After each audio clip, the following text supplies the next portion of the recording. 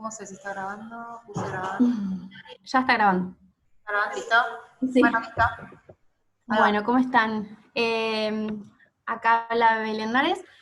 Vamos a dar la clase de TEC leve y moderado junto con Mari Mesano, Sofi Querini y Nati Panetta.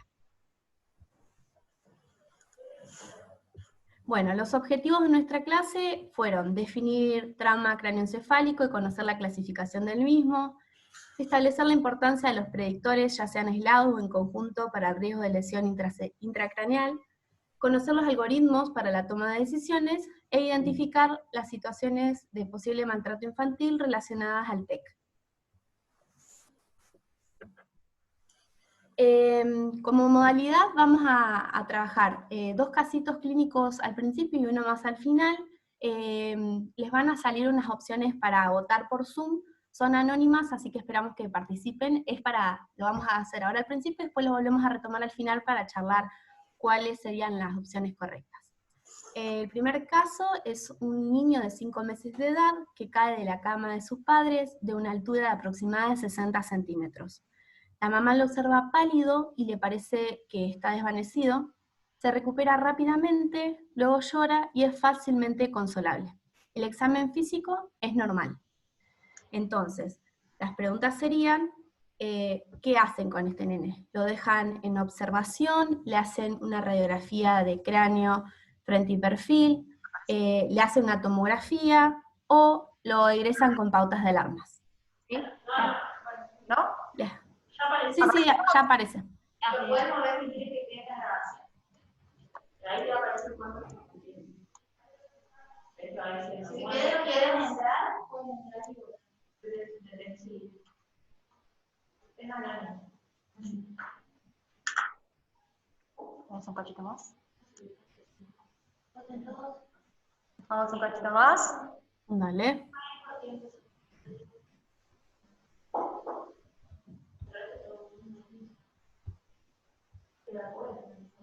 ¿Lo finalizo yo o por tiempo? Sí, lo puedo finalizar. Sí, creo que bueno. Ah, está bien. ¿Seguimos? ¿Esperamos un cachito? Dale.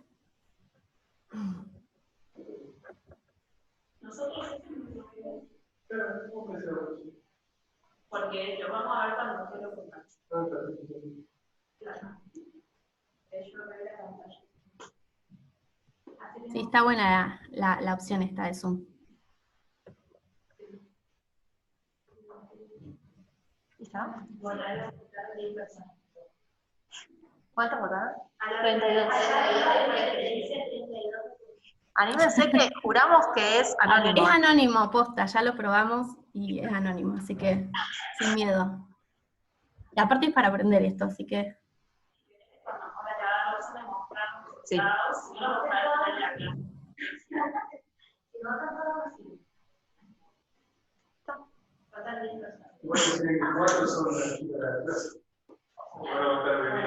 Sí. Claro. Bueno, ¿empezamos la votación? Sí, dale, así seguimos. Y ahí puedes poner compartir resultados. Sí, vamos a compartir. Bueno, ahí están, el 63% dijo que lo observaba 6 horas en la sala 60, un 24% RX de cráneo frente y perfil, un 11% TAC de encéfalo y un 8% egreso con pautas de alarma. Seguimos.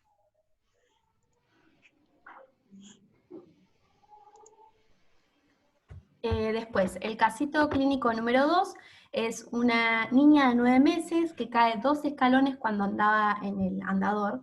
La madre refiere que llora inmediatamente y la nota como siempre.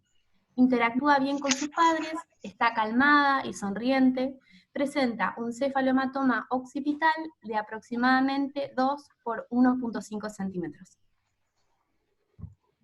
Ahí tenemos las mismas opciones. Le hacemos una radiografía de cráneo frente y perfil, le hacemos una tomo, la dejamos en observación 6 horas, o la mandamos a la casa con pautas de alarma.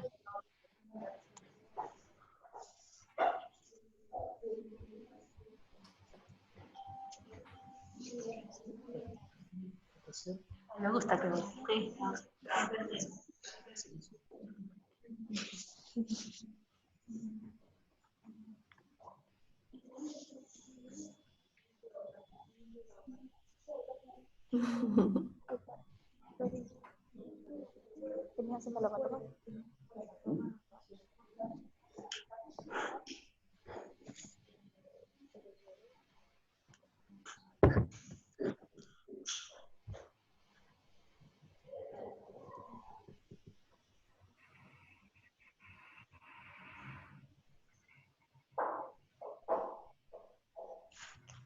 Bueno, ¿cómo vamos con eso? Agotaron casi. El 80% votó. Un cachito más y ya. Dale.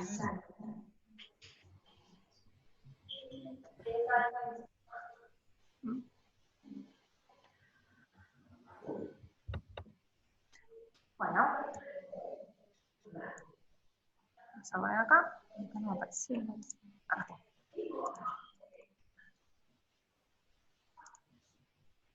Bueno, y acá el 47% votó una RX de cráneo, frente y perfil, 29% TAC de encéfalo, 22% observar en sala 60 y un 4% ingreso hospitalario. Muy bien, después los vamos a charlar. Bueno, para definir TEC encontramos un montón de definiciones y elegimos 3 de las que más nos gustaban. La Sociedad Española de Urgencias de Pediatría lo establece como una lesión de las estructuras de la cabeza debido a una fuerza externa de origen mecánico. También lo definen como cualquier alteración física o funcional producida por fuerzas mecánicas que actúan sobre el encéfalo o alguna de sus cubiertas. La Academia Americana de Pediatría dice que es un intercambio brusco de energía mecánica causada por una fuerza externa que tiene como resultado una alteración a nivel anatómico y o funcional, ya sea motor, sensorial o cognitivo, del encéfalo y las envolturas, en forma precoz o tardía y permanente o transitoria. Todas las definiciones más o menos van a lo mismo. Respecto a la epidemiología del TEC, el trauma en general es la principal causa de muerte en los mayores de 1 año. El TEC es la principal causa de muerte y discapacidad por trauma pediátrico. Los traumatismos encefalocraneanos representan un 3 al 5% de las consultas en los centros de atención primaria y en los servicios de urgencias. Se estudió que es más frecuente en los varones y sobre todo en el grupo etario entre los 0 y los 4 años, si bien tiene una distribución bimodal, en donde es más frecuente en los menores de 2 años y después ya en los adolescentes o púberes, y está relacionado con prácticas de riesgo. El 90% de los pacientes que ingresen por trauma encefalocraneano van a tener un TEC de tipo leve. Respecto a la etiología, según la edad, tenemos que en los niños menores de 2 años es más frecuente por caídas y también el maltrato. Entre los 2 y los 10 años, accidentes de circulación o caídas de bicicleta o caídas en general, y mayores de 10 años por deportes, también accidentes de circulación y bicicleta.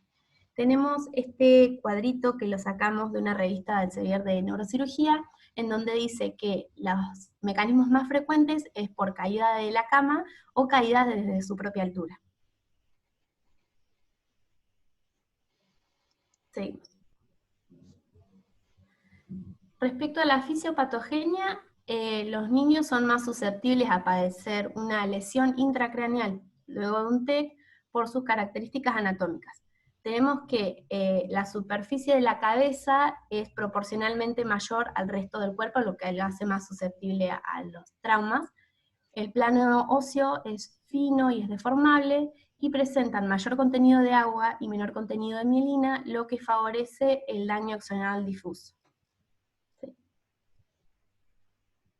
Respecto a los mecanismos que están implicados en el TEC, tenemos, por un lado, la aceleración, desaceleración y la rotación. La aceleración es cuando un objeto en movimiento golpea una cabeza que está inmóvil. El mecanismo menos frecuente pero bueno, puede producir sobre todo lesiones superficiales y algunas, también, así como también hematomas sudurales. La desaceleración es una cabeza que está en movimiento y choca con una superficie que está inmóvil. Esta suele producir lesiones más graves y, bueno, es de los mecanismos más frecuentes.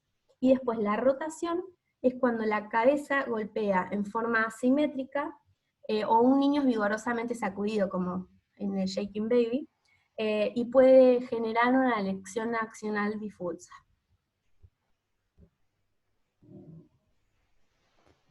Respecto al daño que puede originar un TEC, lo podemos dividir en dos. Por un lado, el daño cerebral primario y el daño cerebral secundario.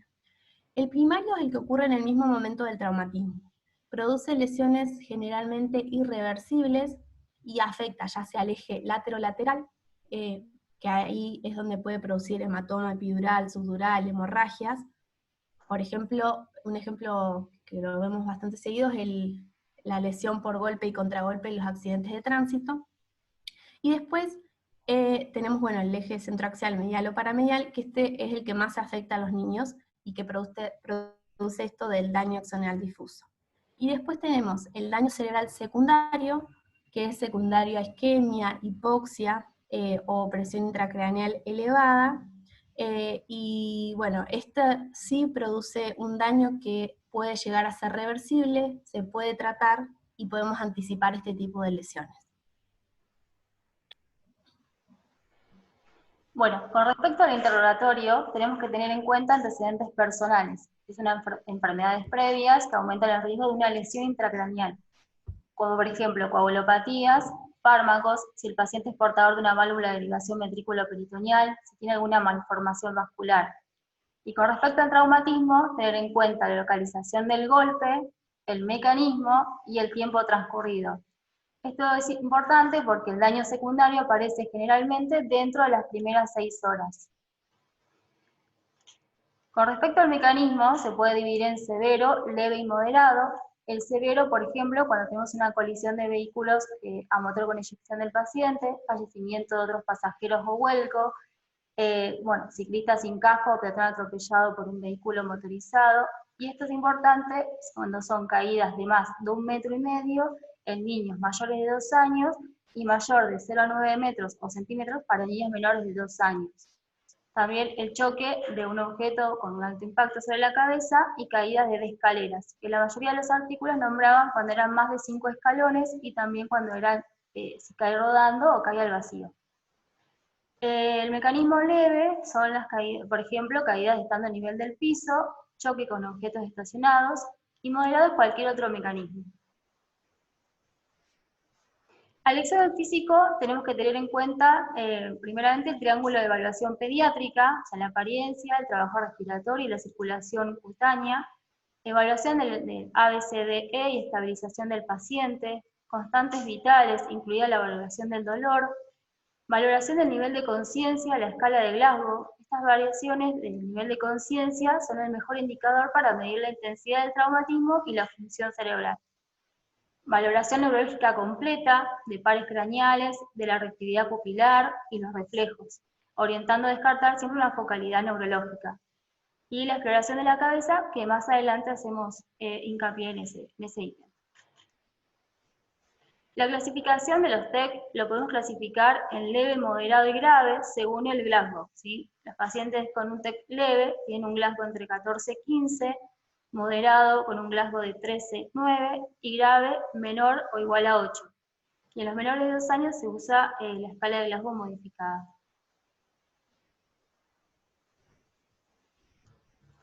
Con respecto al TEC leve, lo podemos dividir según la edad, de menores de 2 años y mayores de 2 años. Los pacientes menores de 2 años lo podemos definir como un niño alerta o que es fácilmente despertable con estímulos suaves como el tacto y la voz. Este grupo etario tiene mayor dificultad en la evaluación, tiene la mayor posibilidad de desarrollar fracturas evolutivas, tiene mayor incidencia de fractura de cráneo e injuria cerebral a pesar de encontrarse asintomáticos, y las lesiones intencionales en este grupo etario deben sospecharse. Para los mayores de 2 años, la definición de TED leve incluye Glasgow 14 en 15 y sin signos de fractura de base de cráneo. Con respecto a T moderado, bueno, como dijimos, se clasifican con un Glasgow de 13 a 9 y una mortalidad del 3% aproximadamente, el 10 al 20% deterioro en el sensorio, requiere interconsulta con neurocirugía y seguimiento de su estado neurológico. Realmente este paciente se interna y tiene indicación de tomografía.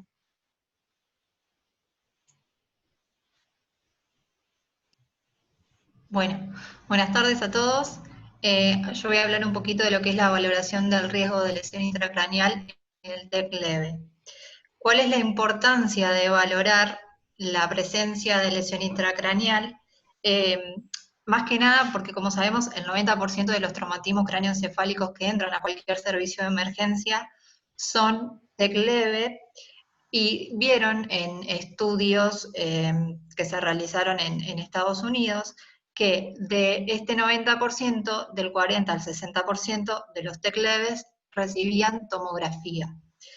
Y de ese 40-60%, menos del 10% tenía una lesión intracraneal en la tomografía, o sea que se exponían innecesariamente a irradiación. Y por otro lado, la mayoría de los TEC leves raramente requieren neurocirugía.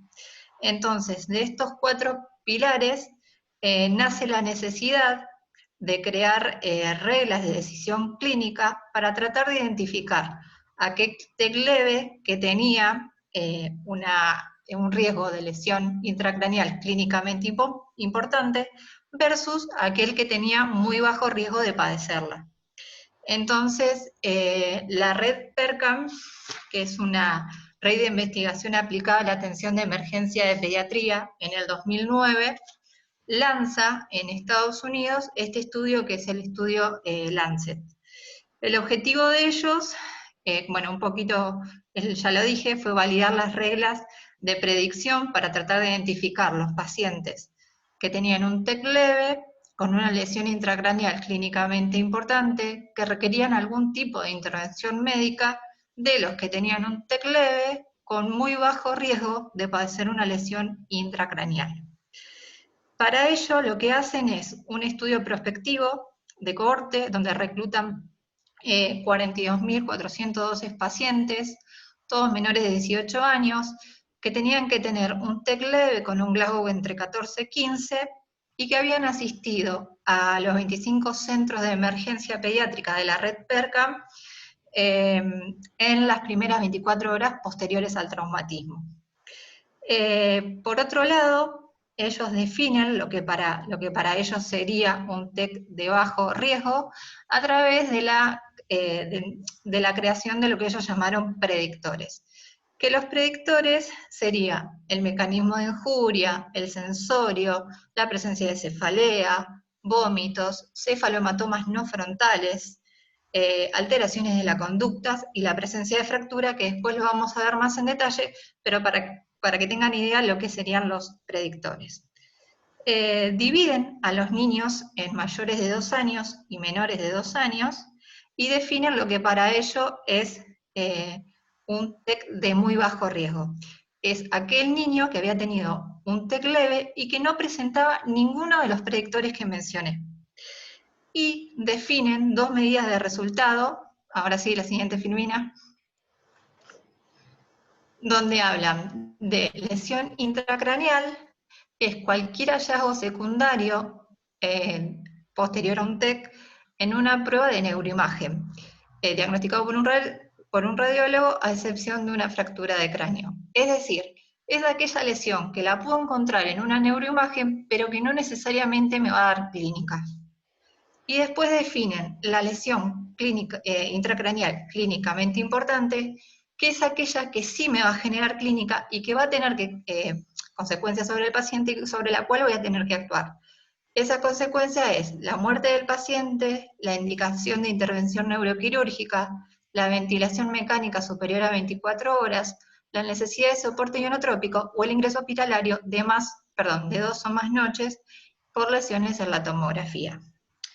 Entonces, una vez o sea, a la conclusión que llegan en este estudio es que las reglas de predicción que ellos habían diseñado tenían una capacidad de identificar a las lesiones intracraneales con muy bajo, a los TEC con lesiones intracraneales con muy bajo riesgo, con un valor predictivo negativo del 100% y una sensibilidad del 100% en menores de 2 años, y del 95 y 96% respectivamente en mayores de 2 años. Entonces, con estos resultados se puede omitir tranquilamente la TAC en los pacientes que definimos como muy bajo riesgo. Y de alguna manera quedan expuestos los predictores de alto riesgo, que los divide en menores de 2 años y en mayores de 2 años. Los menores de 2 años que tienen predictores de alto riesgo serían el sensorio alterado, un cefalomatoma no frontal, pérdida de conciencia mayor a 5 segundos, fractura palpable de cráneo o que no actúe normalmente. Y para los mayores de 2 años tenemos sensorio alterado, cualquier pérdida de conocimiento, historia de vómitos, cefalea severa, mecanismo de injuria severo y signos clínicos de fractura de base de cráneo. Si ustedes se fijan, fíjense que cefalea y vómitos no son predictores para los nenes menores de 2 años, son solamente predictores para los nenes mayores de 2 años. Ahora sí, pasa a la siguiente.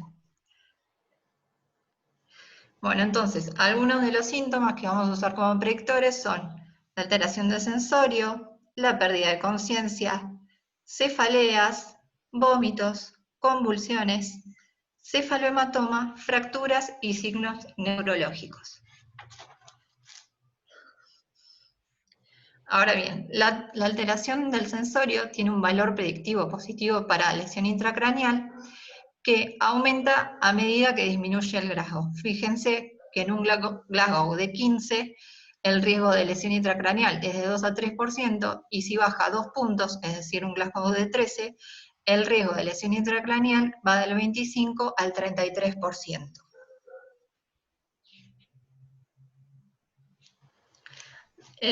Después, lo que trataron de hacer en varios estudios posteriores fue tratar de relacionar la presencia de TEC leve cuando se presentaba con un solo predictor en forma aislada. Es decir, por ejemplo, TEC leve con pérdida de conciencia nada más. Entonces, lo que ellos vieron, y el motivo por el cual hacen este subanálisis, es porque la pérdida de conciencia es bastante frecuente en los TEC leve, y también se dieron cuenta que la pérdida de conciencia era un factor fuertemente asociado al uso de la tomografía, pero que en realidad la pérdida de conciencia como predictor del LIC clínicamente importante estaba poco claro.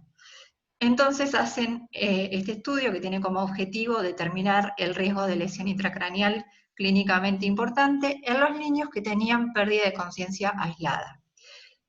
Hacen un subanálisis del estudio que les mostré al principio, que en realidad mantienen la misma selección de pacientes, lo único que cambia para seleccionarlos es la definición de pérdida de conciencia, que la interpretan como cualquier periodo de inconsciencia luego de un traumatismo. Y lo tratan de clasificar en menor a 5 segundos, entre 5 segundos y 1 minuto, entre 1 minuto y 5 minutos, mayor a 5 minutos o de tiempo desconocido. Y las medidas de resultados seguían siendo la misma, ¿no? La presencia de LIC clínicamente importante o LIC por tomografía. Lo que ellos llegan como conclusión del estudio es que el riesgo total de lesión intracraneal fue más alto en los niños que tuvieron pérdida de conciencia versus la que no lo tuvieron, pero que los que tuvieron pérdida de conciencia siempre estuvieron asociados a otros predictores de riesgo. Por lo tanto, debido a que la lesión intracraneal clínicamente importante es poco frecuente en la pérdida de conciencia aislada, está recomendada la observación, y si el paciente presentara algún otro síntoma o empeorara la clínica, recién ahí habría algún criterio como para realizar TAC. La siguiente. Con respecto a la cefalea, también es el mismo punto. Acuérdense que en los criterios PERCAN la cefalea no es predictor para los menores de 2 años, pero sí para los mayores, y la cefalea es frecuentemente, o sea, en la historia natural de un TEC, la cefalea es un síntoma frecuente. Se asocia muchas veces a la cefalea severa o persistente a un aumento del riesgo de lesión intracraneal, pero no está tan estudiada como, pero no había estudios previos que hayan determinado el riesgo de lesión intracraneal cuando la cefalea era aislada. Entonces, hacen este subanálisis también del estudio PERCAN, en donde tratan de determinar el riesgo, el tipo y las implicancias clínicas de la lesión intracraneal en niños que habían padecido de cefalea, luego un traumatismo leve, especialmente en quienes fue aislada. Tratan de determinar la relación entre la localización, la severidad y la duración de la cefalea con el riesgo de lesión intracraneal, y tratan de determinar también el riesgo de lesión intracraneal cuando la cefalea severa era el único predictor. Entonces, el análisis vuelve a ser muy parecido, lo único que cambia en la selección del paciente es que definen cefalea, y tratan de clasificar en leve, moderado, severa, y el tiempo de inicio, y lo que ellos llegan a la conclusión que llegan, es que ningún paciente con cefalea aislada tuvo un leak clínicamente importante, independientemente de la severidad, la localización o la duración de la cefalea. Y nada más, está pasado. Y con respecto a los vómitos, si bien los vómitos pueden ser repetidos en un periodo de tiempo limitado, pueden no tener un mayor significado que un único vómito, y puede ser común tanto en niños con lesión intracraneal clínicamente importante, como lesión intracraneal por TAC, como en los pacientes con TEC sin lesión intracraneal. Entonces también trataron de hacer este estudio para ver qué valor tenía la presencia del vómito aislado en los pacientes con TEC leve, y crean este estudio que tiene por objetivo determinar la prevalencia de lesión intracraneal clínicamente importante en los niños con vómitos, y tratan de relacionarlo con la edad, la frecuencia del vómito y el mecanismo de injuria. Tuvo un N de 19.920 niños, que todos padecieron algún tipo de vómito, y las medidas de resultado obviamente fueron la presencia de leak clínicamente importante o de leak por tomografía. Usaron como guías las definiciones de PERCAN y las de Chalice, porque PERCAN no se aplicaba en menores de 2 años porque no lo considera como predictor al vómito. Lo que ellos obtuvieron de este examen, cuando compararon las tasas de leak por tomografía y leak clínicamente importante de los pacientes con y sin vómitos, es que encontraron una asociación fuertemente significativa cuando la lesión intracraneal clínicamente importante se asociaba con vómitos, ya sea 1, 2, 3 o más, pero con otros predictores. O sea, que el vómito aislado, la cefalea aislada o la pérdida de conciencia aislada no tendrían tanto impacto, pero sí cuando se los une con otros predictores. La siguiente. Y con respecto a las convulsiones postraumáticas, menos del 10% de los niños con traumatismo cráneoencefálico las padece. Pueden estar asociadas con lesión intracraneal, por lo tanto requieren tomografía, y la conducta que tenemos que tomar es, si yo tengo una convulsión postraumática inmediata con un examen neurológico normal y una tomografía craneal normal, tiene muy bajo riesgo ese paciente de tener complicaciones neurológicas que requieran hospitalización, por lo tanto puede ser tenido en cuenta como para que egrese de los servicios de emergencia. Y los pacientes que tienen una convulsión postraumática inmediata con anormalidades en la TAC, sí van a requerir hospitalización e interconsulta con el servicio de neurocirugía. La siguiente. Bueno, hola a todos, yo soy Sofi. Vamos a hablar de algo que comúnmente tenemos en los niños que ingresan con TEC leve. ¿Se me escucha ahí si hago así? ¿Me escuchan? ¿Sí? ¿Sí? Porque tengo por ahí. Sí, Sofi, se escucha bien. Bueno, el cefalohematoma, como nosotros sabemos, es un signo muy frecuente, ¿sí? Dentro de los pacientes que consultan por TEC leve, y tenemos que tener en cuenta que es el signo más sensible, ¿sí? De presencia del intracraneal, sobre todo en menores de 2 años. ¿Sí? Si se acuerdan el cuadrito que dijo Mari antes, dentro de lo que es los predictores de alto riesgo para menores de 2 años, se encuentra el cefalohematoma, y en mayores de 2 años no lo toma como predictor. Sabemos que el cefalohematoma está presente en el 45% de los nenes que consultan por traumatismo craneoencefálico, y tenemos que saber que el más del 70% de los niños que tienen una lesión intracraneal tienen un cefalohematoma, a lo que es externo. Si tienen un cefalohematoma, más del 95% van a tener una lesión. Y los niños, más del 95% con fractura de cráneo, también tienen un cefalohematoma. Dentro de lo que es el cefalohematoma, siempre lo que tenemos que tener en cuenta en el examen físico es palpar bien la cabeza para evaluar bien el tamaño del cefalohematoma y la localización del mismo. ¿Sí?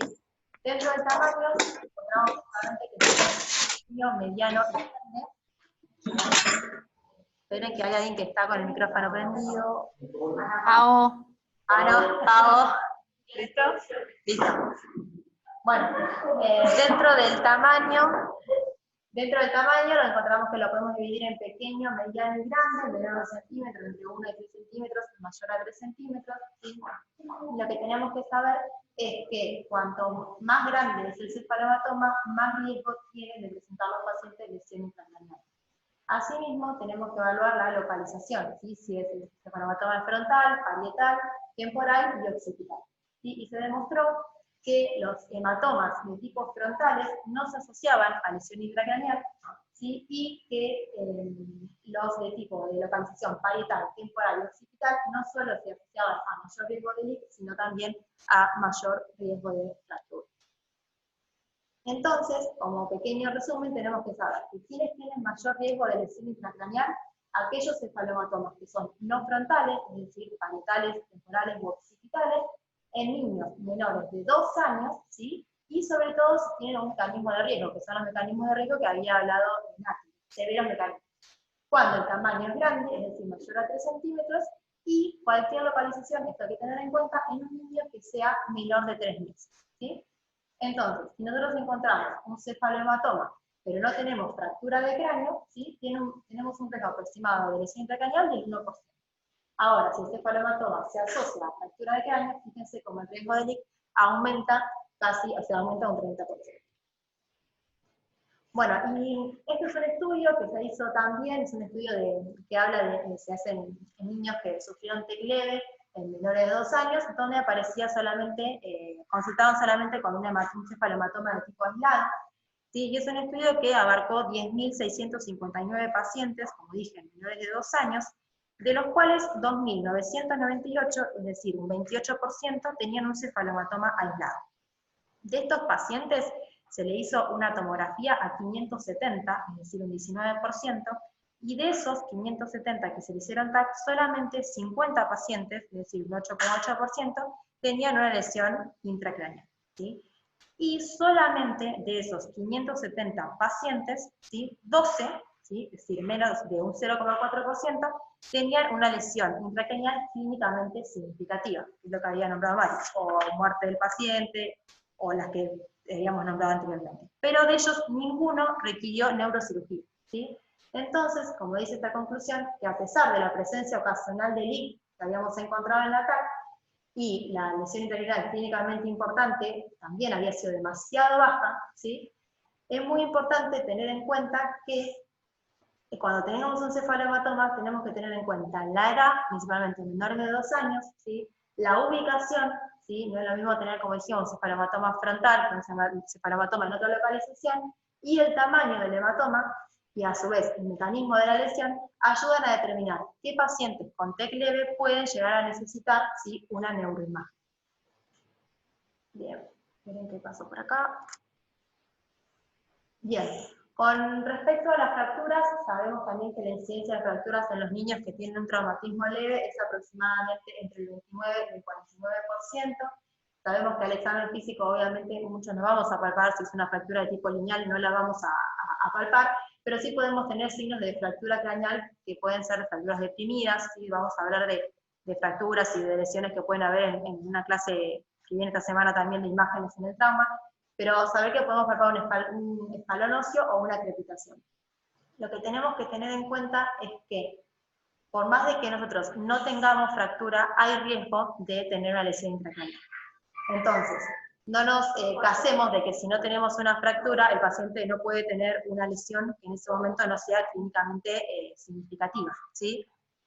¿Qué fracturas pueden aumentar el riesgo de lesión intracraneal? Principalmente las fracturas que son deprimidas, las fracturas que son abiertas o las fracturas que cruzan la zona de la arteria meningeal. Bueno, ahora, lo que nosotros mayormente vemos acá en el hospital son las fracturas de tipo lineales, ¿sí? Lo que tenemos que tener en cuenta, este es un estudio también que se hizo en Estados Unidos, que habla de 43.904 niños, ¿sí?, que consultaron al servicio de emergencia por TEC leve. De ellos, solamente, por alguna prueba de imagen que se le haya realizado, una radiografía o una tomografía, solamente 350 habían tenido una fractura de tipo aislada. De esos 350, hospitalizaron a 201 niños, ¿sí?, que por diferentes razones se le volvió a repetir, ¿sí?, esa imagen, ya sea una tomografía o una resonancia o una radiografía, y solamente 5 de esos 42 repitieron, o sea, tuvieron nuevos hallazgos en las imágenes, ¿sí? Y de esos 350 fracturas aisladas, 149 pacientes se les dio el alta, y solamente se repitieron imágenes a 20, y ninguno de esos 20 pacientes que se le había dado el alta, en las imágenes aparecieron nuevos hallazgos, ¿sí? Entonces, como conclusión, lo que nosotros tenemos que saber es que son muchos de los pacientes que internamos nosotros acá en el hospital, que los niños que tienen un TEC leve cerrado, ¿sí?, donde nosotros detectamos una fractura lineal, tienen un riesgo muy bajo, ¿sí?, para evolucionar a una lesión intracraneal, estudios de imágenes posteriores, o que requieran neurocirugía. De hecho, como dijimos, ninguno había requerido neurocirugía, ¿sí? Entonces, por lo tanto, el ingreso, más que nada, para observación de pacientes que tuvieron un TEC leve cerrado, ¿sí?, y donde nosotros encontramos una fractura craneal de tipo lineal aislada, ¿sí?, es innecesario. No hace falta que los tengamos en observación a esos pacientes. No sé si se entendió o quedó muy bien. Bien. Otros signos que nosotros tenemos que tener en cuenta cuando evaluamos a un paciente que tuvo un traumatismo de cráneo, siempre es evaluar signos indirectos de fractura de base craneal, ¿sí? Siempre como, bueno, ya los conocemos, ¿sí?, pero que salga líquido cefalorraquídeo por la nariz, por el conducto auditivo, ¿sí? Siempre, aunque no tengamos, tratemos de encontrar un otoscopio para evaluar eso. El signo de Battle, que es el hematoma, como sabemos, retroauricular, ¿sí?, los ojos de mapache, y la fontanela anterior tensa, ¿sí? Y otra también de las cosas que tenemos que tener en cuenta son las lesiones en el cuero cabelludo, las cejas, que a veces por ahí en los nenes que son más chiquitos y con poco pelo no las vemos, o sea, se ven fácilmente, perdón, pero los nenes que tienen más pelo no solemos verla, por eso es re importante evaluar bien siempre las cabezas y palpar absolutamente todo el cráneo. Porque además, obviamente, sangran bastante. Bueno, y otro de los signos y síntomas por los cuales puede consultar un paciente que tuvo un TEC, traumatismo craneoencefálico, son signos neurológicos focales. Por eso, siempre en los pacientes que vienen con un TEC, tenemos que hacer un examen neurológico completo, ¿sí? No solamente evaluar, como dice ahí, las pupilas, los sables craneales, sino evaluar con la mnemotécnica que acá justo nos acompaña, evaluar el tono, evaluar la fuerza, evaluar la marcha, evaluar la coordinación, evaluar los pares craneales, evaluar los reflejos superficiales y los profundos, ¿sí? La sensibilidad y en caso de que lo requiera un fondo de ojo. Independientemente de esto, todo paciente que tiene un traumatismo de cráneo y presenta algún signo neurológico focal tiene indicación de TAC, ¿sí?, y obviamente de observación e internación. ¿Por qué? Porque tienen alto grado, ¿sí?, de poseer una lesión intracraneal. Bueno, esta es la tabla de tabulación que nosotros tenemos acá en el hospital, ¿sí? La tabla de tabulación, como nosotros siempre sabemos, lo que nos va a ayudar es a tabular horariamente al paciente, ¿Por qué? ¿De dónde salen esas 6 horas de tabulación? Salen principalmente de esto que nombraba Nati antes, ¿no? Que el primer, lo que es el daño secundario aparece siempre en las primeras 6 horas, ¿sí? Entonces es re importante que tengamos esas primeras 6 horas una tabulación horaria, ¿sí? Y completa.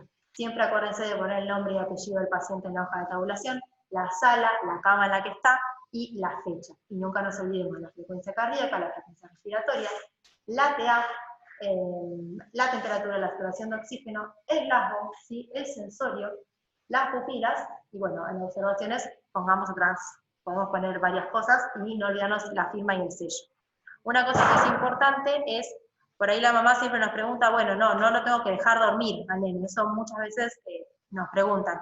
Y la realidad es que sí, que el nene por ahí se puede dormir, si se cayó, está cansado, lloró un montón, puede dormir, pero lo que tenemos que tener en cuenta es que en el momento que nosotros lo despertemos, siempre cuando vamos a tabularlo hay que despertarlo, no vale tabularlo cuando está dormido, lo despertamos y tenemos que evaluar, ¿sí? Cómo se despierta, ¿sí? Cuál es la reacción que tiene el nene cuando se despierta, ¿sí? Eso es re importante.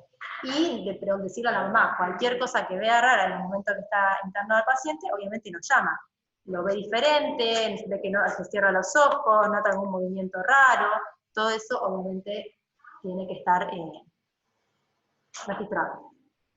Bueno, y con respecto a lo que dijo Mari, a lo que habló de los estudios que estuvimos viendo, y a todos los predictores que nosotros tenemos, se evaluaron estos algoritmos, ¿sí? Para las decisiones rápidas que nosotros podemos tener en cualquier centro, ¿sí? Entonces se evaluó principalmente, como sabíamos que los predictores de alto riesgo son diferentes en niños mayores y menores de 2 años, se evaluaron estos algoritmos, ¿sí? Entonces, en menores de 2 años, si el paciente tiene un glasgow que es igual a 14, o tiene alguna alteración del sensorio, o tiene una fractura de cráneo palpable, fíjense que es fractura de cráneo, ¿sí? No fractura solo, en realidad es generalizada.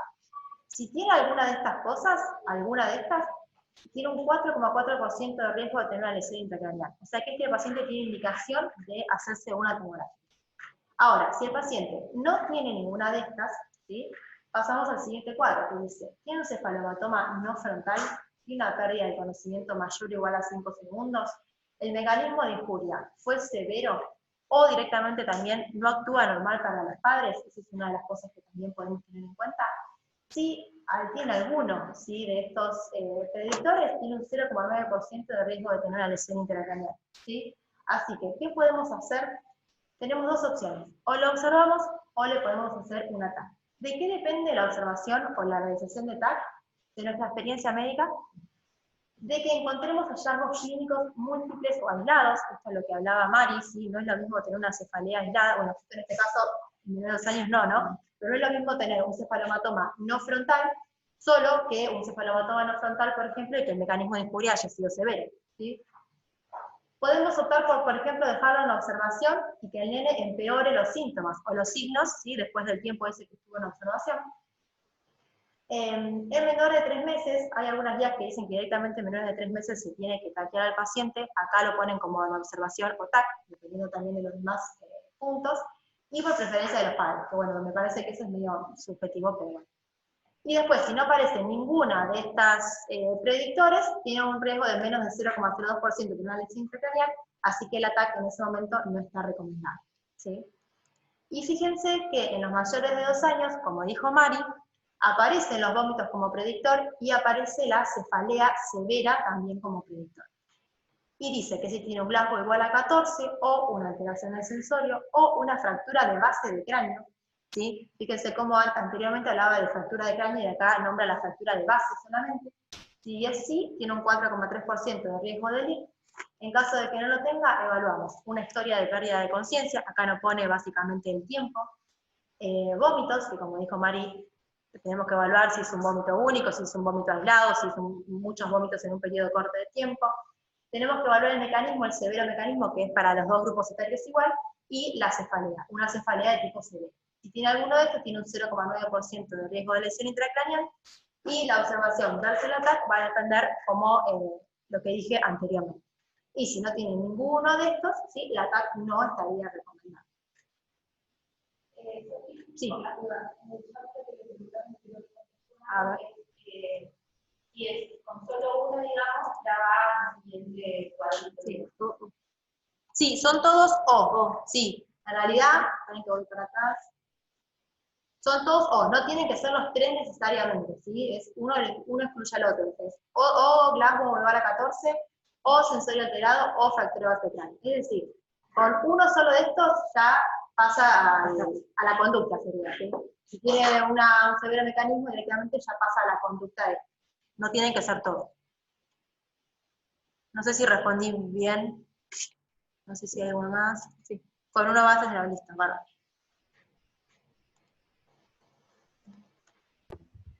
Bueno, respecto a la realización de radiografía, nos pareció interesante mostrarles estos dos artículos. Primero este, que se hizo en 2016. Este artículo habla de que en España, en 2013, se hizo un nuevo protocolo de manejo del TEC leve, sustituyendo la realización de radiografías de cráneo por observación clínica. Entonces, lo que estudia este estudio, valga la redundancia, es los dos periodos, o sea, el periodo pre-aplicación del protocolo y el post-aplicación del protocolo para dar los resultados.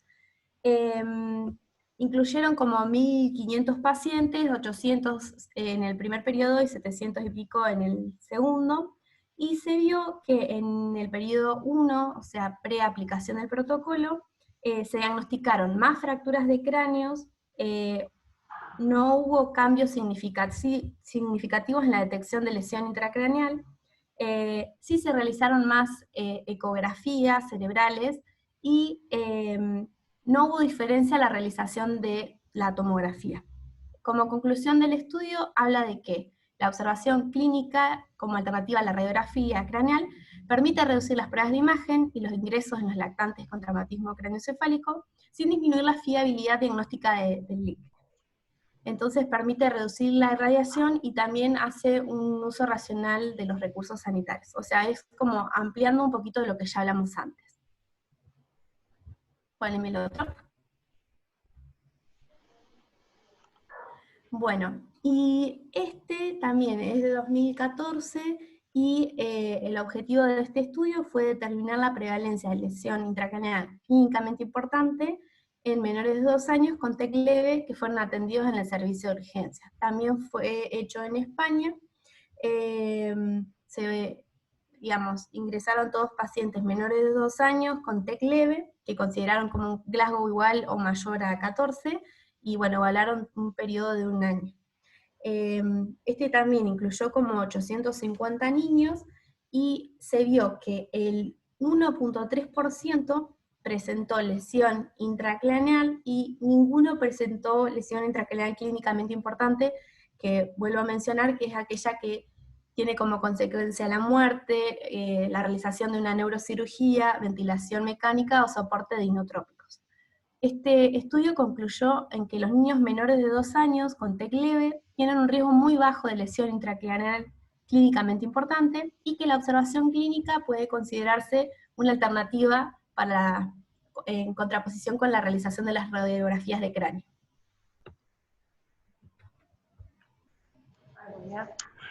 ¿Seguís? Bueno, entonces, quedan algunas, digamos, indicaciones para realizar la radiografía, que son sospecha de lesiones intencionales, o sea, cuando sospechamos un SMI, ante pacientes asintomáticos de, dice, 3 meses a 2 años con hematoma de cuero cabelludo no frontal. Si es frontal, no se hace. Seguimos. Entonces, ¿por qué hay que eliminar la radiografía? Primero porque es difícil de interpretar. Muchas veces cuando realizan y nos traen los pacientes es como que no sabemos si es la sutura, si es una fractura, porque no estamos muy acostumbrados por ahí a verlas, y necesitamos que la vea alguien que esté avesado en eso, en las radiografías, en mirar radiografías de cráneo. Después porque tienen baja sensibilidad para diagnosticar la lesión intracraneal. Después hablaban los distintos estudios que producen una radiación ionizante del 0.07 milisievert, que es igual a 3.5 radiografías de tórax, o sea, una radiografía de cráneo, y que aumentan el riesgo de cáncer 2 a 3 veces respecto a la población general. En ningún lado hablaba de cuántas radiografías aumentan este riesgo, pero bueno, lo mencionaban como un factor más para presentar cáncer. Después, es importante esto de saber que los estudios que nosotros le solicitamos al paciente no son inocuos, y por ejemplo, un TAC de cerebro dicen que es igual a 150 radiografías de tórax, y que el riesgo de padecer cáncer es de 1 en 10.000 por cada TAC de cerebro que se realiza. Otro de los estudios mencionaba que aumenta el riesgo con el aumento de las dosis, o sea, las veces que exponemos al paciente de radiación acumulada, y que encontró relación dosis-respuesta para la leucemia y para tumores cerebrales. Entonces, ¿qué hacemos con los pacientes? Ante un TEC leve, asintomático, con muy bajo riesgo de injuria cerebral, y que no tiene predictores para lesión intracraneal, lo podemos observar por 1 hora y luego enviar al domicilio con pautas de alarma.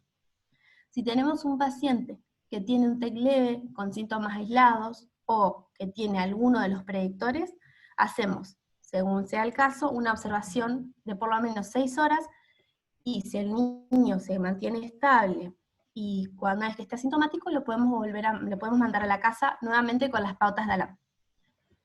Y después, cuando tiene TEC leve, pero TAC normal, se estudió que hay muy bajo riesgo para que se vean lesiones después en cualquier neuroimagen, y que hay un riesgo extremadamente bajo de que después de un TEC leve con TAC normal se necesite intervención neuroquirúrgica.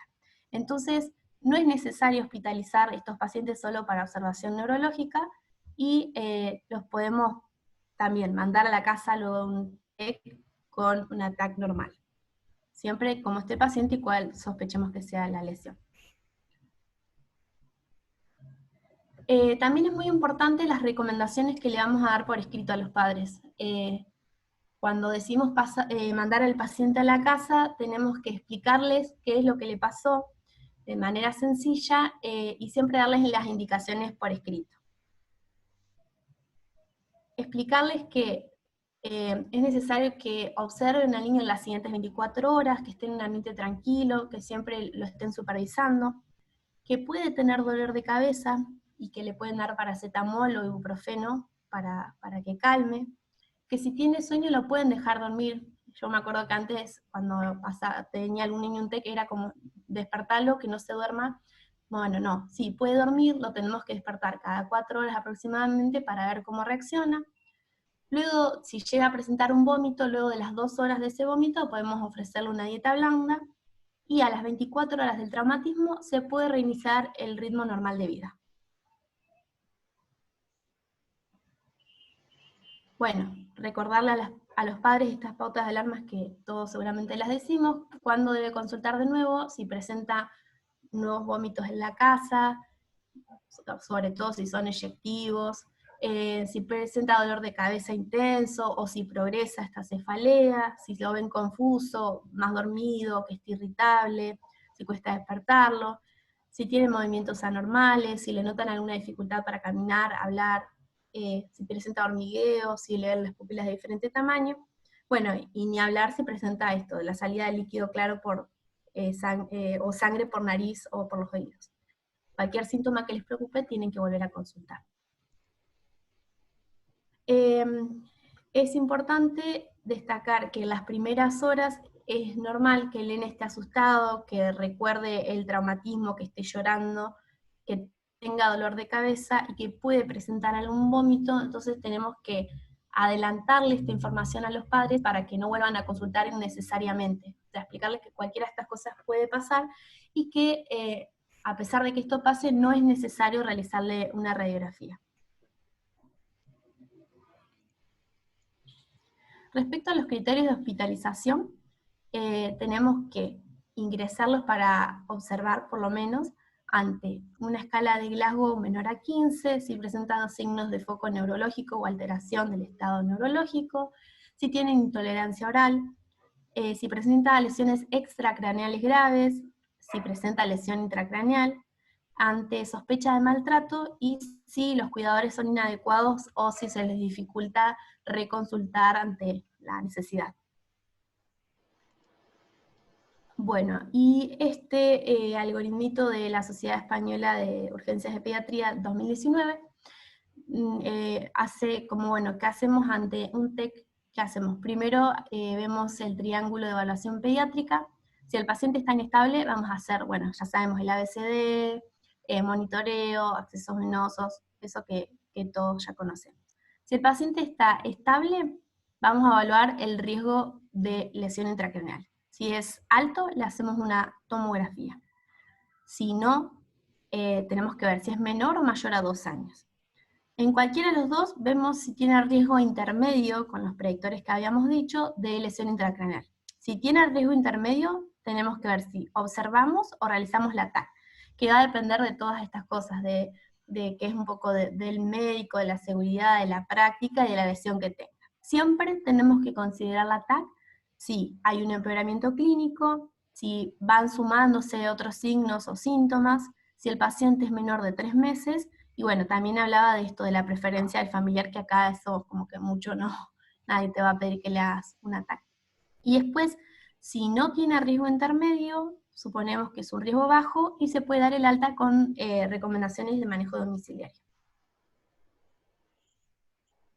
Bueno, hablando un poco más que nada de lo que es el maltrato, que no lo podíamos dejar de nombrar, no los queremos aburrir, pero es importante que lo tengamos en cuenta, principalmente como dijimos antes, en los menores de 2 años, que es donde más frecuentemente se dan los TECs asociados a maltrato. Sabemos que hasta el 30% de los nenes menores de 2 años son hospitalizados por trauma craneoencefálico asociado a maltrato, y que más del 10% de los niños que se evalúan en guardia por TEC tienen asociación de maltrato. Si bien cuando sospecharlo es importante no solamente para el traumatismo craneoencefálico, sino para cualquier tipo de maltrato, tenemos que tener en cuenta, nos tiene que llamar la atención cuando la lesión, sí, principalmente, en este caso, por ejemplo, algún traumatismo de cráneo, no puede ser explicada por los papás, ¿sí? O tienen un relato discordante. Por ahí el papá nos dice una cosa, la mamá nos dice otra, o no se entiende, un relato confuso. Otra cosa es el relato que varía de acuerdo al familiar, de acuerdo al residente que le toma las preguntas, le dice algo al médico de sala 60, nos dice algo a nosotros, eso también nos tiene que llamar la atención. Después la falta de congruencia entre lo que es las lesiones y la clínica. Esto, que es muy importante, el tipo de mecanismo, ¿sí? Que no se condice con las pautas de desarrollo acordes a la edad del niño. Nos puede pasar que viene una mamá que se interna por un traumatismo craneoencefálico leve de un bebé de 3 meses, y te dice que lo dejó en la cama, se dio media vuelta, ponerse una zapatilla, y el nene se cayó, y te dice no, porque la verdad que roló, gatea, no sé. Y claramente nosotros sabemos que un nene de 3 meses no puede hacer eso, entonces eso nos tiene que llamar la atención. Después que tarden mucho en asistir o en consultar por el traumatismo, que haya otro tipo de lesiones en distinto estadio evolutivo, ¿sí? Por ejemplo, no sé, es un paciente que lo interpretamos como un politrauma, y además como un politrauma con TEC, y le hacemos placas, en las placas, por ejemplo, hay callos óseos viejos, eso también nos tiene que llamar la atención. Que tenga otras fracturas, como ya dije, o en caso de que le hagamos un fondo de ojo tenga hemorragias retinianas, y en las conductas inhabituales del lactante, ¿sí? Por ahí es un bebé que con la mamá no está tranquilo, llora, está re irritable, y cuando está con nosotros se calma, ¿sí? Eso también nos tiene que llamar la atención. Sabemos que ¿sí? Una injuria cerebral grave, ¿sí? Principalmente en nenes menores de 2 años, y principalmente en menores de 1, ¿sí? Sin una causa ¿sí? Atribuible a un mecanismo grave o un accidente doméstico que nos pueden decir que no nos parece que sea tan grave, ¿sí? Siempre tenemos que pensar en maltrato, porque en el 95% de los casos se asocia a esto, ¿sí?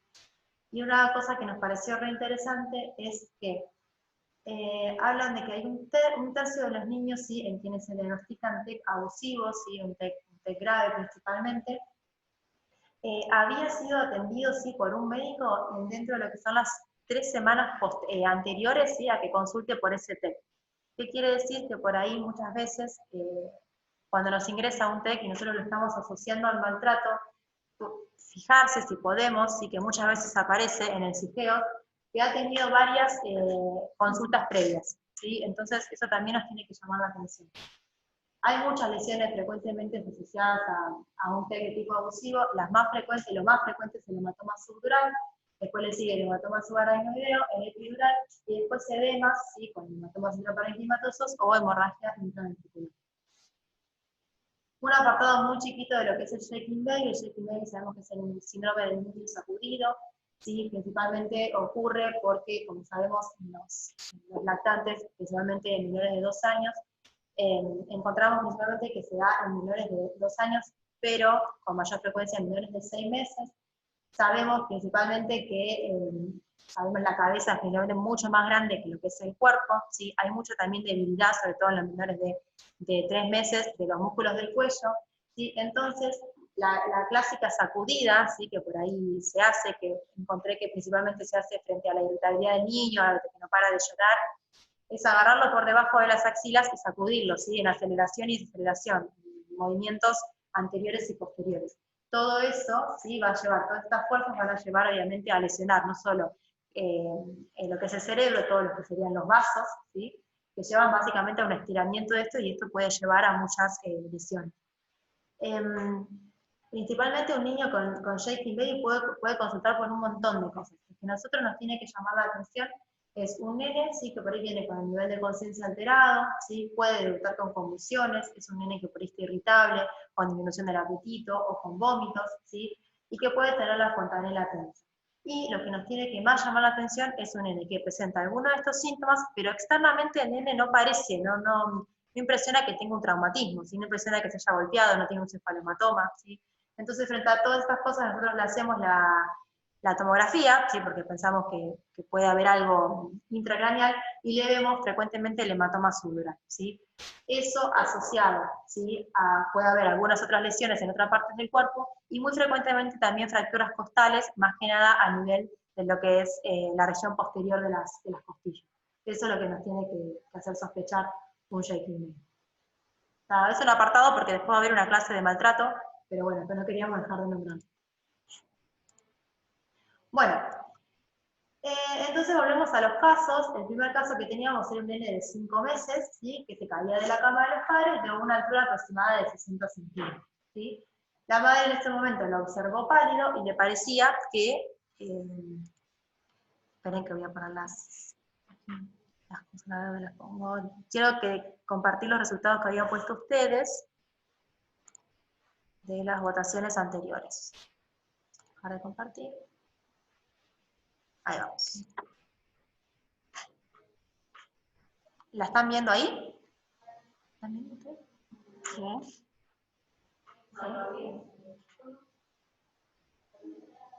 ¿La ven o no? No, Sofi, no se ve. Ay, perdón, estoy nueva en esto. Bueno, ¿ahí lo ven todos? Bueno. Ustedes habían puesto, ahí vamos acá, dijeron que, a ver, un 63% lo observaba 6 horas en la sala 60, 9 de ustedes dijeron que le hacían una radiografía de cráneo de frente y perfil, después 4 dijeron que le hacían un TAC y otros que lo mandaban a la casa. Bueno, entonces lo que nosotros tenemos acá es que lo que nos tiene que llamar la atención es el nene menor de 5 meses. Ahí lo colocamos en el algoritmo, que es el algoritmo menor de 2 años, ¿sí? Vemos la altura, ¿sí? El mecanismo severo para un menor de 2 años no alcanzaría un mecanismo severo porque dijimos que la altura máxima tendría que ser una altura a partir de 90 centímetros. Entonces se cayó aproximadamente de 60. Lo que sí es importante es que la mamá lo ve pálido y le parece que está desvanecido, ¿sí? Eso se podría, por ejemplo, tomar como una pérdida de conocimiento, ¿sí? No sabemos si fue mayor o igual a 5 segundos, pero nos hace pensar en eso. Se recupera rápidamente, el examen físico es normal, entonces nos podemos situar acá, ¿sí? Es un nene menor de 2 años con una pérdida de conocimiento mayor o igual a 5 segundos y lo podemos tener en observación o en TAC. La mayoría de ustedes pusieron en observación, ¿sí? ¿Le podría haber hecho un TAC? Sí, por ahí si el paciente tenía otro síntoma aislado, o si era menor de 3 meses, o según nuestra experiencia clínica, por ahí le podríamos haber llegado a hacer un TAC, pero la mayoría puso observaciones en horas. Bien. Después, perdón con esto. Después, esta era la otra, ¿sí? La otra nena, ya les digo las votaciones. Acá, ahí. Bueno, en el otro caso, la mayoría puso, de 21 de ustedes pusieron que le hacían una RX de cráneo de frente y perfil, 13 pusieron que le dieron acá, 10 dijeron que lo observarían en la 60 y 2 lo mandan a la casa.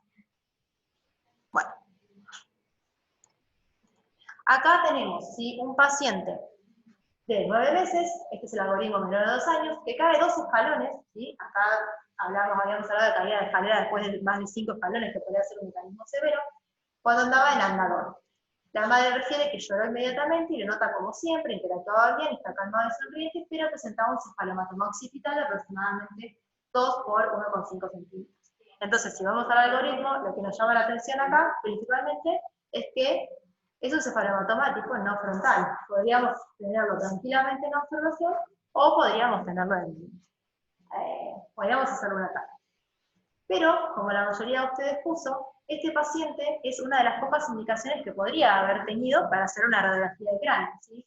Era un paciente que entre 3 y 2 años con un cefalomatoma de tipo no frontal, que esto es lo que tenía. Así que lo podríamos haber observado, como pusieron algunos, ¿sí? La TAC también la podríamos haber hecho si alguno hubiese querido, ¿sí? Pero este paciente tenía indicación de hacerle, si queríamos, la radiografía.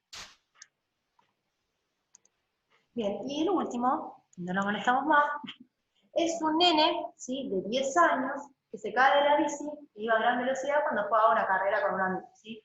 El nene estaba sin casco y impactó de lleno sobre una superficie dura. No tuvo pérdida de conocimiento, tenía un Glasgow de 15, y en el examen físico se veía una leve escoriación de tipo frontal, ¿sí? Entonces, quiero saber que ustedes, ¿qué harían con este paciente?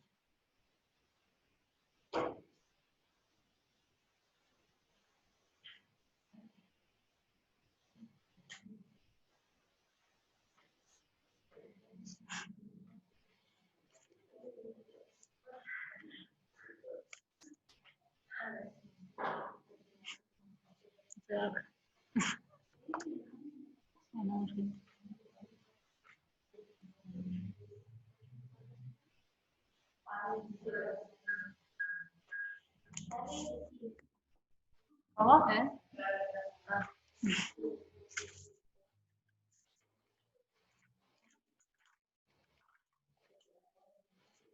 Para el que entró tarde, les aviso que las votaciones son anónimas, así que no tengan vergüenza en votar.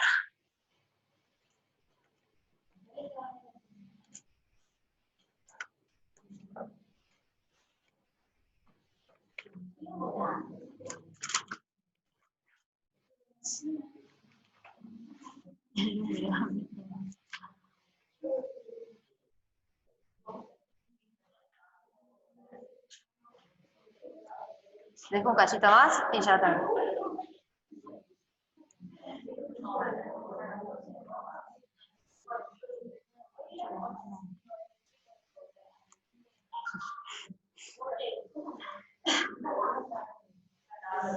Bueno, ¿listo?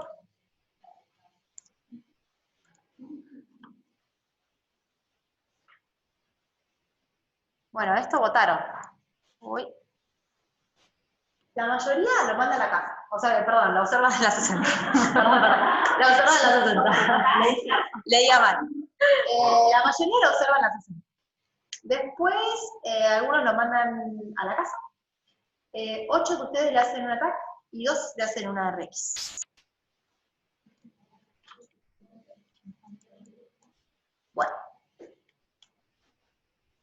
Bueno, este es el algoritmo, entonces, de un nene de 10 años, entonces es un algoritmo mayor de 2 años, y vemos que no tuvo el Glasgow de edad de 15, no tuvo alteración sensoria, no tuvo fractura base de cráneo, ¿sí? No tuvo pérdida de conocimiento, no tuvo vómitos, pero básicamente nosotros lo ponemos en este cuadro porque el mecanismo que tuvo de caída fue severo, ¿sí? El nene salió volando de la bicicleta y pegó contra una superficie dura, ¿sí? Entonces, básicamente sería un mecanismo severo. Entonces, como la mayoría puso, podemos tranquilamente observarlo o hacerle la TAC de acuerdo a estos criterios, ¿sí? Que ya más o menos los habíamos visto. ¿Sí? Pero bueno, la mayoría puso observación, que es lo que también hubiésemos puesto nosotros. Bueno, decidimos dejarlo en observación, pero comienza con cefalea intensa y con vómitos. ¿Sí? Bien. Y entonces yo quisiera saber qué es lo que van a hacer ahora. Lo mismo. Esperen que lance la votación. ¿Qué hacemos?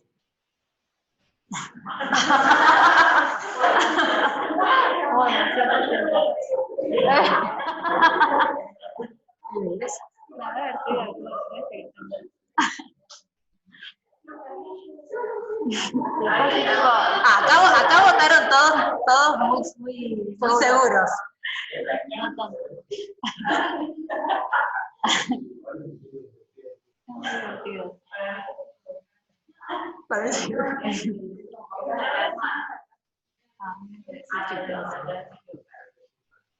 Bueno, acá votaron muchos, acá hay 44 ya votaron. Bueno. No. ¿Listo? Bueno, ya se sabe, pero bueno, la mayoría votó, a ver. Esto. Ataque de encéfalo, 43 ustedes otra vez. Bueno. Obviamente el hierro superior nos dice que lo taquemos. Y bueno, este nene resultó tener una fractura, ¿sí? Que es esta que se ve acá, a nivel frontoparietal izquierdo, y un hematoma acá chiquitito subdural que en ese momento, bueno, no requirió intervención neuroquirúrgica ni nada. Bueno, esta es la bibliografía que después la pueden ver, y gracias a todos, y espero que les haya gustado y servido.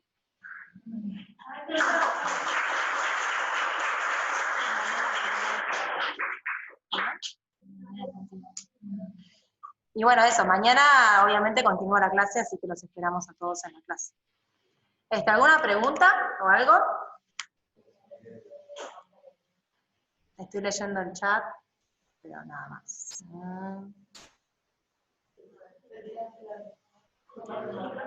Bueno, gracias. Espero que les haya gustado. Acá estamos con Nati y las chicas están desde sus casas. Y Martina nos acompañó haciendo la clase. Un beso a todos. Chao. Chao.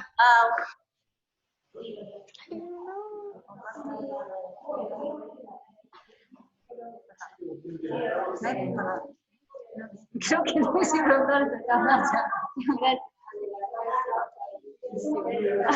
¿Eh? No sé. Ah, ¿me escuchas?